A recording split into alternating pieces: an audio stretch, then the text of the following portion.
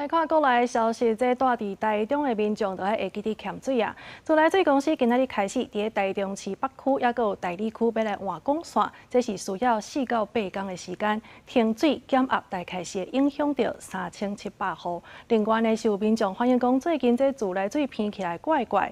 第4区的管理处是讲，这和水库清土膜也有天气落雨有关系。目前来看，是拢有符合饮用水的标准。 管处将路边挖开，准备要大水管。台湾自来水公司初一起伫台中市北区大理区进行管线汰换工程。高雄街施工现场边仔都是市场摊商，道路暂时封起来，所以生理明显受影响。因讲未收到施工通知，会当理解，这会当中途难关。你看刚才有的走到这里啊，看到那边在施工，他就有个高环岛个造诣啊。我都做生意啊。为了以后啊，没有关系啊，中间这几天生意怎么办？没有做啊。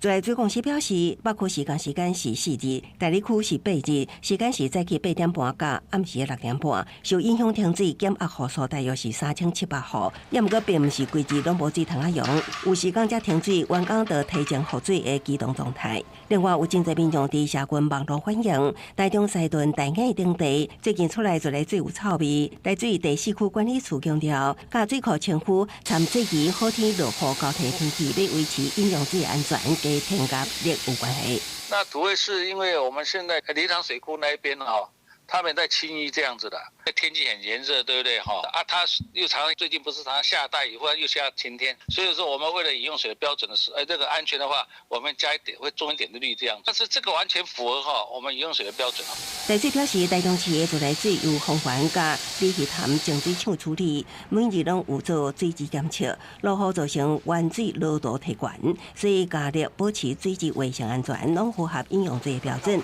民众免伤过烦恼。公司新闻采访报道。